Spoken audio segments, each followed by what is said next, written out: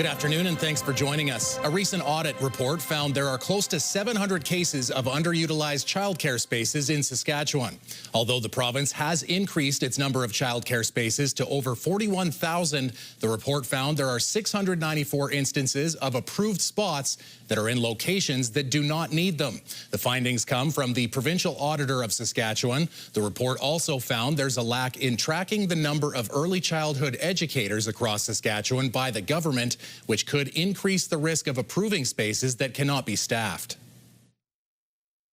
The provincial government has also failed in its workforce planning, and we've been raising these issues as Saskatchewan's Child Care Union for a long time now. You know, ensuring that there's adequate recruitment for these positions, ensuring that there's access to training, ensuring that people are actually getting paid enough. The purpose of the report is to make sure childcare is accessible across Saskatchewan and to see if the ministry is meeting its intent of the Canada-Saskatchewan Early Learning and Childcare Agreement. A well-known American commentator has stepped in to help a Saskatchewan woman in desperate need of medical care. Jolene Van Alsten is at the Regina General Hospital suffering from complications related to a rare form of parathyroid disease. She's been in pain for years now and was recently approved for medical assistance in dying. American media personality Glenn Beck has expressed outrage about her plight and is attempting to arrange for surgery at a U.S. hospital. Alsten's family is hopeful. And now, hopefully this has given her a little bit of hope, and I think it has. So I think her spirits are a little better than what they were, but it's been a long haul. Van Alsten's family recently met with Saskatchewan's health minister, who said they were offering an out-of-province referral. Many music students begin learning thanks to elementary band programs across the province, but teachers are expressing concern about the program shrinking.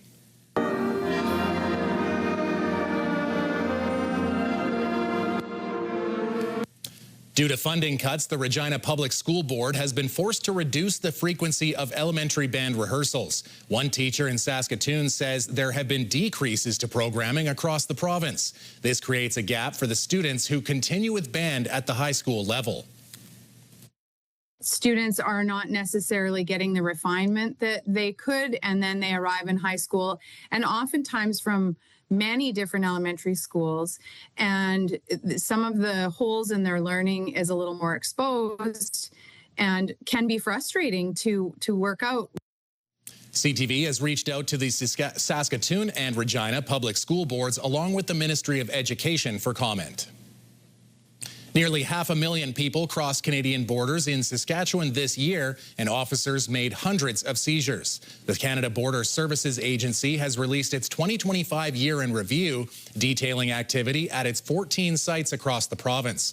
From January 1st to October 31st, officers made nearly 200 narcotic seizures, including about 30 grams of opioids, 1 gram of cocaine, and 2.5 kilograms of illegal cannabis. The CBSA also seized 25 firearms and along with more than 1,000 gun or magazine parts. Detector dog teams were deployed more than 300 times to search for illegal guns and drugs, and about $72,000 in suspected proceeds of crime was also seized.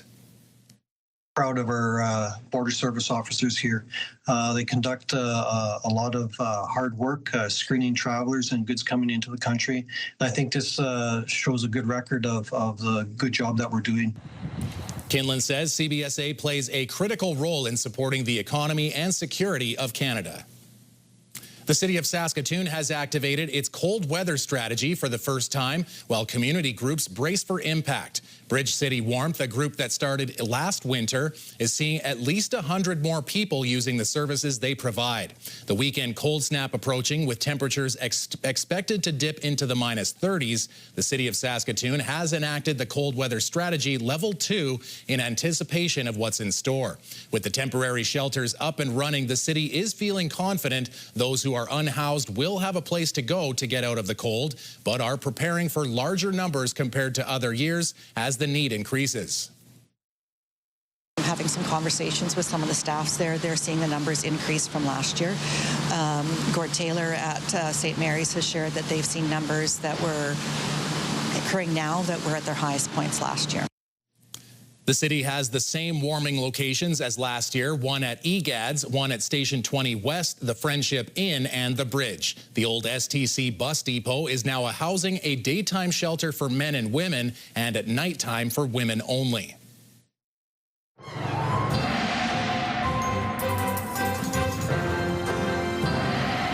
Something tells me, Jeff, anytime I was going north-south down a block, I felt the wind, and then going east-west a lot less so. So is that where the wind's coming from? Well, it's a bit of nasty wind, yeah, northerly wind, there's no question about it. And we can tell you that it's going to continue to be windy for a little while longer. Winds are going to back off in the overnight, but return to moderate values as we make our way into tomorrow afternoon. Maybe wind gusts up around 40 clicks tomorrow afternoon. We do get a bit of a break overnight into the morning hours tomorrow. We're keeping our eye, obviously, on this system. We talked about the double-barreled lows that are sliding across those clipper systems that's impacting a large portion of the province, dealing with snow as we make our way into the next 12 hours or so. That snow is going to get out of the way, but we're still going to be kind of cold. Details later on.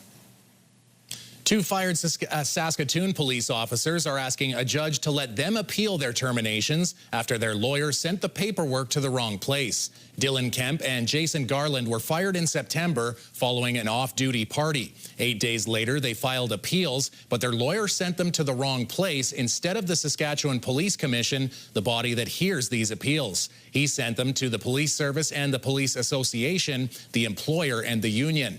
As a result, Kemp and Garland missed the 30-day deadline to challenge their firings. Now the two former officers are asking a judge to let the appeals move forward. The matter is set for court on January 23rd. A teen girl accused of lighting a fellow high school student on fire last year appeared by video in Saskatoon Provincial Court today. The girl is charged with attempted murder, arson, and aggravated assault after a 15-year-old girl was doused in a flammable liquid and set on fire at Evan Hardy Collegiate last September. The accused was 14 at the time. She cannot be named because of the Youth Criminal Justice Act. Her lawyer requested an adjournment until after Crown and Defense counsels have resolution discussions on Monday. She's now scheduled to be back in provincial court on January 29th for a plea. A Melfort tradition, the annual Christmas Castle is back up at the historical post office.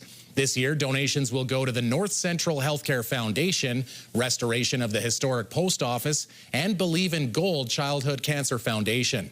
Organizers say more than 100 trees were set up inside the post office to build the castle, and volunteers keep it running. Local musicians are performing every evening until the castle's last day on December 21st. December of 2017, and we were just driving through downtown Melfort early evening and just saw that the whole place was quiet. And it was then that the thought came to us that what could we do to draw traffic to? The castle first opened its doors in 2018. When we come back, a special visit from Santa in northern Manitoba. Trading a sleigh for a plane, he brings holiday cheer to several First Nation communities.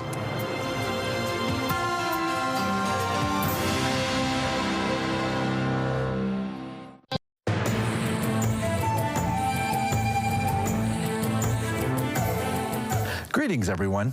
The Canadian Western Agribition has always been a place to celebrate the roots and future of agriculture in Canada, including the country's First Peoples. At this year's event, 2 days were focused on Indigenous agriculture. Success stories were shared from across the country, illustrating where the sector is heading. Indigenous producers, entrepreneurs, industry pros, and academic members gathered at the Canadian Western Agribition to discuss Indigenous agriculture opportunities happening across the country. Some of the major ideas behind these initiatives: building food security and food sovereignty during a significant time in Canadian agriculture. We have the best innovations and the smartest minds right here at home. So there's a lot of talk of agriculture abroad and agriculture around the world, but at the end of the day, we're in the mecca of agriculture in the world right here. This is the 12th edition of the Indigenous Agriculture Summit at Agribition, held as a two-day event for the second year in a row. The expanded time frame, leaving room for agenda topics like land and business management, grazing and buffalo repopulation, and more. For the Canadian Western Agribition, this is a really important, I find this year they've really tried to accelerate what this looks like. And, you know, this year we've implemented as part of the Indigenous Ag Summit to have tours to go down through the show, to go down through the barns, to really start having those conversations on what can it look like on our land.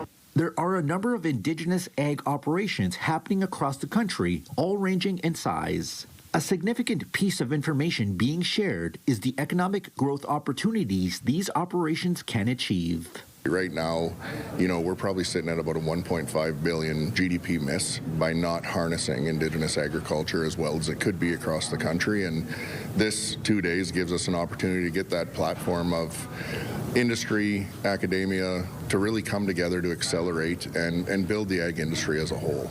The Indigenous Ag Summit was presented by FCC alongside NCIAF, all with the intention of helping Indigenous communities get into agriculture. We want to see more, you know, opportunity, more education, more programming, more access to capital for that economic empowerment, and you know, getting our next 7 generations educated to really leave this land as better than how we found it. If you have a story you would like to see in this segment, here's how to reach us. You can contact me by email, and you can also watch past episodes and segments of Indigenous Circle on our CTV Regina and CTV Saskatoon websites. Indigenous Circle, brought to you in part by Saskatchewan Indigenous Enterprise Foundation, growing the First Nation entrepreneurial spirit. Santa traded in his sleigh and reindeer for a plane as he traveled to remote First Nations communities in northern Manitoba earlier this week. Alex Karpa has more on the special visit from jolly old St. Nick. Santa didn't need his sleigh to spread holiday cheer. Instead, he used a plane to travel to several Manitoba First Nations communities. I was able to hitch a ride on the Manitoba Kiwetinowi Okamakinak Santa Express, making stops in 4 remote and northern communities, which saw kids of all ages excited to see Santa in the flesh. It's something different. It brings joy and brings laughter. It brings togetherness. Merry Christmas! The Santa Express is visiting 25 communities in 5 days, delivering 12,000 treat bags filled with candy and toys. Having Santa to just come into the community for kids to see Santa, where in the south you can just see him every day, but over here just once in a while. So this is just extra special. It's not just kids Santa went to see, but as well seniors at this care home in Bunnabonaby Cree Nation. Merry Christmas! This initiative started back in 2009 and is a partnership with Manitoba-based Perimeter Aviation. But this year's excursion is a little different than others. Santa's visits to communities here in northern Manitoba were especially meaningful this year as thousands were forced out of their homes due to raging wildfires. Hundreds of fires this past summer in northern Manitoba forced over 30,000 people to evacuate, leaving many out of their homes for months on end. Children are away from home, being absent from school, and I think this will do them good. Seti says there's a ton of planning that goes into this yearly mission, but says it's all worth it, making sure every child can experience the Christmas magic no matter where they live. Alex Karpa, CTV News in northern Manitoba.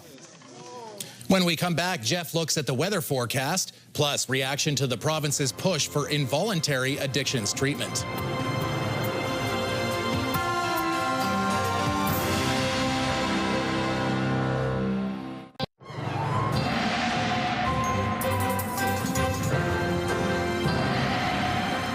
So, Jeff, you said it definitely easy to shovel, but there is a lot out there. Probably. Yeah, there certainly is. It's not as though it makes it less of a task, I suppose, because you do have to get out there and have some sweat equity going. It depends on what kind of machinery you've got, I suppose. But ultimately, yes, snow that needed to be moved, but when it's light and fluffy like this snow has been, it's a little easier on the back, or at least on your muscles when all is said and done. We've still got this second system. We talked about this yesterday. We had a couple couple of clipper systems, one up north, one down south, but as they both sort of worked in tandem, there's this north-south line angling through the province, and that is bringing snow to many areas. And so we're going to find out what the totals are probably tomorrow when the official numbers come in. But I know that some places are dealing with upwards of 10 centimeters, but we are dealing with, 5 to 10 in many locations. So moving on from that particular shot to our futurecast. So there's that double-barreled system. Get out of here. And then another clipper system comes in behind it, but it's not as significant. This system will, all of this will wind down as we make our way into tomorrow afternoon.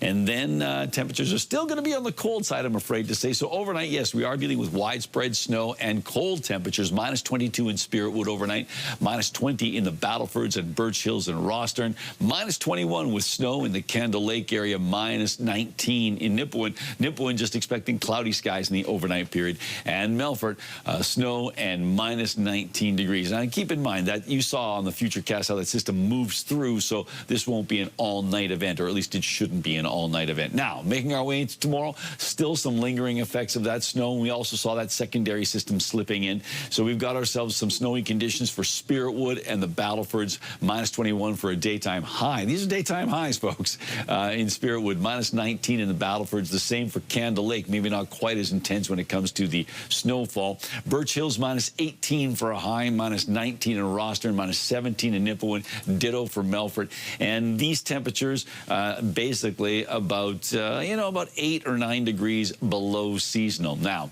here we go with our situation for Prince Albert and area. So the Gateway City expecting to drop down to minus 20 tonight. About 5 centimeters of snow in terms of accumulation overnight. Winds out of the northeast at 10, so not a particularly strong wind, but still the potential for frostbite is certainly there. These flurries start to taper off tomorrow afternoon, minus 18. So the temperatures don't really warm up all that much on Thursday. And the winds are relatively light until about 3 in the afternoon. Then they start to shift around and pick up in speed. So starting at around 3 tomorrow afternoon, wind gusts up around 40 kilometers an hour. And that, of course, will make the daytime temperature, or whatever the temperature is, feel a lot colder.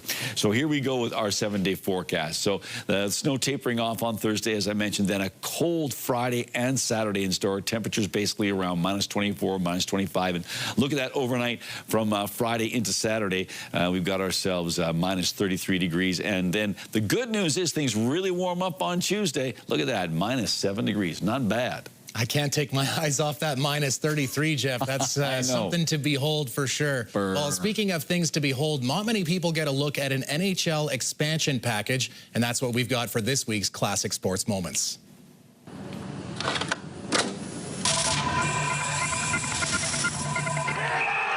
This is something the public rarely gets to see. Footage of an actual NHL expansion package for prospective bidders, including a letter from the NHL president. You're looking at rare video from 1990. That year, after failing to bring the St. Louis Blues to Saskatoon through relocation, Bill Hunter tried again to lure an expansion team to Saskatoon 7 years later. This time, an arena, today known as Sastel Center, was already built, with additional seats being added at the time. An NHL bid would require more amenities, like skyboxes.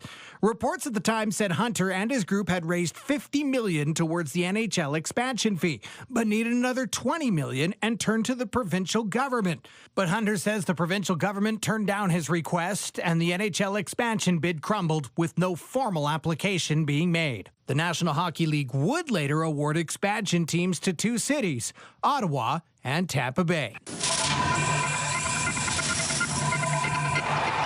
And if you want to check out more classic sports moments from the days of Wilco and wood finish televisions, you can check them out on our website.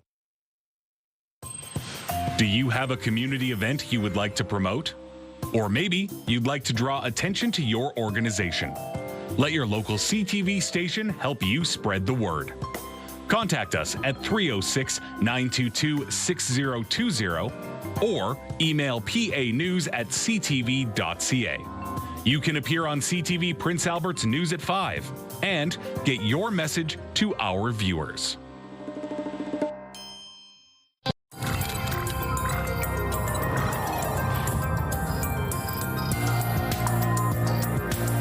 Concerns are being expressed about Saskatchewan's plan for involuntary addictions treatment. Organizations that currently help people combat addictions question whether forced treatment will work. Wayne Mantika reports.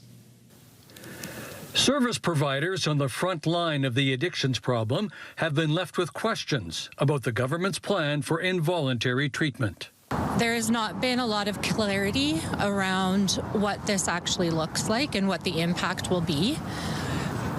We don't have the resources in place for people that want to go to treatment. We don't have the resources in place for what happens when they get out of treatment. Last week, the province introduced legislation that would force addicts into secure treatment centers. To support people with severe addictions who no longer are capable of seeking help on their own despite serious health and safety risks. The NDP say it doesn't help those voluntarily seeking treatment. This is a bit of a distraction from a government who knows full well that they have month-long wait lists, that they cannot honor people who are seeking detox today. If passed, the plan would allow family members, police officers, and healthcare workers to identify those who they believe would benefit from involuntary addictions treatment. It's been critiqued many times by many medical associations as not being effective, as not being ethical. There are also legal questions. If this really does genuinely look like treatment with the release plan and a way, the intent is to get people back to their regular lives, that this very well might be legal. If this ends up looking like putting people in prison without a charge, my suspicion is that this is another court case that the government of Saskatchewan will lose. The provincial government will consider community feedback as it prepares to pass the legislation in the spring. Wayne Mantika, CTV News, Regina. Brought to you by Saskatchewan Union of Nurses. Thank you to Saskatchewan's 11,000 registered nurses. All right, Jeff, I don't know if there was a big UFC happening this weekend, but a Calgary family definitely had ringside seats for the big fight on Saturday. The Castellino family were on their driveway around lunchtime when these two bucks locked antlers and started duking it out. We'll have to double check here. I was looking, despite the white butts, I think they're actually mule deer. We'll have to see, and somebody might send an email and let us know. But eventually they both took off. Nobody was hurt. I was looking for the referee. I don't think there was one. But I think there was a doe in the background there, and maybe that's why the two were duking it out, trying to get some attention. Yes. Our director has informed us these are indeed mule deer. There you go. It's kind of like at the school dance when you're fighting for that girl that you want to dance with. Is that how it works? Looked exactly like that. No wonder I was so lonely.